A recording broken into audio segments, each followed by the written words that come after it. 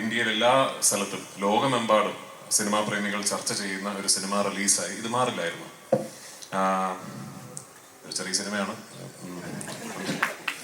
പിന്നെ ഇത് എനിക്കിതിപ്പോ സത്യത്തിൽ എല്ലാ സംസ്ഥാനങ്ങളിലും പോയി അവിടെയൊക്കെ വാചാലമായി ഈ സിനിമയെക്കുറിച്ചും സിനിമയുടെ കൺസെപ്ഷനെ കുറിച്ചും ഒക്കെ സംസാരിച്ചിട്ട് തിരിച്ച് വീട്ടിൽ വന്നിട്ട് നിങ്ങളോടൊന്നും പറയാനില്ലാത്തൊരവസ്ഥയാണ്.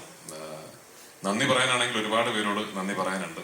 ഞാൻ വെറും എൻ്റെ 3ാമത്തെ സിനിമ മാത്രം ചെയ്ത് അതിൻ്റെ റിലീസ് കാത്തു നിൽക്കുന്ന, ഇപ്പോഴും നമ്മുടെ തലതൊട്ടപ്പന്മാരുടെ മുന്നിൽ ഒരു പുതിയ സംവിധായകനാണ്. ഇപ്പോഴും ഒരു മലയാള സിനിമയിലെ ഏറ്റവും ജൂനിയർ മോസ്റ്റ് ഡയറക്ടേഴ്സിൽ ഒരാളാണ് ഞാൻ.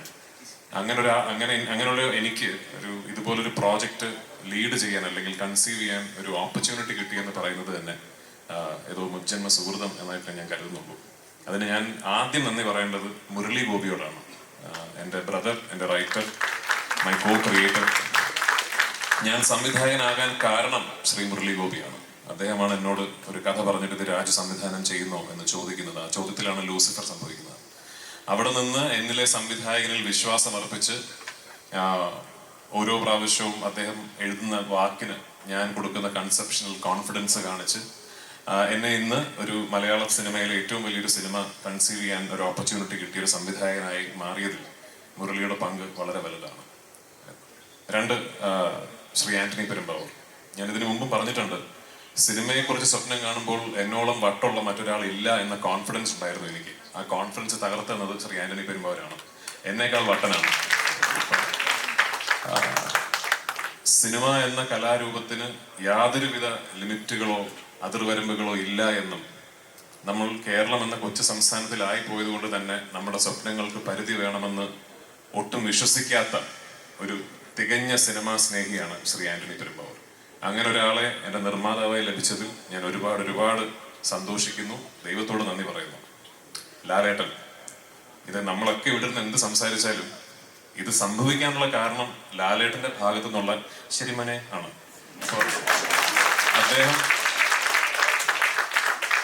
അദ്ദേഹം എൻ്റെ അടുത്ത് നമ്മൾ ഈ സിനിമ ചെയ്യുന്നു എന്ന് പറയുന്നിടത്താണ് ലൂസിഫർ സംഭവിക്കുന്നതും. ലൂസിഫറിന്റെ 2ാം ഭാഗം ആയ എമ്പുരാൻ മുരളിയും ഞാനും കൂടി കൺസീവ് ചെയ്തതിന് ശേഷം സത്യത്തിൽ ഞങ്ങൾ തമ്മിലുള്ള ആദ്യത്തെ ഡിസ്കഷൻ ഇത് നടക്കില്ല കേട്ടോ ആയിരുന്നു. കാരണം എനിക്ക് അപ്പോഴേ മനസ്സിലായി, ഞാനിത് ഒരുപാട് വലിയ രീതിയിൽ സ്വപ്നം കണ്ടുപോയി എന്ന് എനിക്ക് അപ്പോഴേ മനസ്സിലായി. അങ്ങനെ ഞാൻ ആക്ച്വലി വിളിച്ച് വലിയ ബിൽഡപ്പ് ആയിരുന്നു ലാലേട്ടനോടും ശ്രീ ആന്റണി പെരുമ്പാവൂരിനോടും. ഞാനൊരു സ്ക്രിപ്റ്റ് പറയാൻ വരുന്നുണ്ട്, അതൊന്ന് പ്രിപ്പയർഡ് ആകണം, അത് നമ്മളൊന്ന് ഇരുന്ന് കേൾക്കണം എന്നൊക്കെ പറഞ്ഞ് ഞാൻ ദുബായിൽ ശ്രീ ആന്റണി പെരുമ്പാവൂരിന്റെ ഓഫീസിൽ പോയി. അവിടെ വെച്ചിട്ടാണ് ലാലേട്ടനോട് സ്ക്രിപ്റ്റ് പറഞ്ഞ് കേൾപ്പിക്കുന്നത്. എൻ്റെ മനസ്സിൽ ഒരു 50% വിശ്വാസമേ ഉണ്ടായിരുന്നുള്ളൂ ഇത് ചിലപ്പോൾ ഇത് നടക്കുമെന്ന്. പക്ഷേ ഞാൻ ആ സ്ക്രിപ്റ്റ് മുഴുവൻ ഈ സിനിമയുടെ എൻ്റെ കോർ ടെക്നീഷ്യൻസിന് പുറമെ, ടെക്നീഷ്യൻ ടീമുകൾക്ക് പുറമെ ഈ സിനിമയുടെ ഒരു മുഴുനീളം, എൻ്റെ നറേഷൻ വലിയ ദൈർഘ്യമുള്ളതാണ്. ഒരു 6 മണിക്കൂറോളം എടുത്തിട്ടാണ് ഞാൻ സിനിമയുടെ കഥ പറയുന്നത്. ആ ഒരു 6 മണിക്കൂർ ദൈർഘ്യമുള്ള ഒരു നറേഷൻ കേട്ട 2 വ്യക്തികൾ ലാലേട്ടനും ശ്രീ ആന്റണി പെരുമ്പാവൂരുമാണ്. അപ്പൊ ഞാൻ ആ ഫുൾ നറേഷൻ കഴിഞ്ഞപ്പോഴും ലാലേട്ടൻ ശരി മോനെ എന്നാണ് പറഞ്ഞത്. അപ്പൊ അവിടെയാണ് ഈ സിനിമ ഓണാകുന്നത്. അപ്പൊ ലാലേട്ട, താങ്ക് യു സോ മച്ച് എന്നോടൊപ്പം നിന്നതിന്, എന്നിൽ എപ്പോഴും ഇത്രയും വിശ്വാസം കാണിക്കുന്നതിന്, പലപ്പോഴും എനിക്ക് പോലും എന്നിലില്ലാത്ത കോൺഫിഡൻസ് എന്നിലുണ്ടായതിന്. ഇനിയും തരണേ ഡേറ്റ്.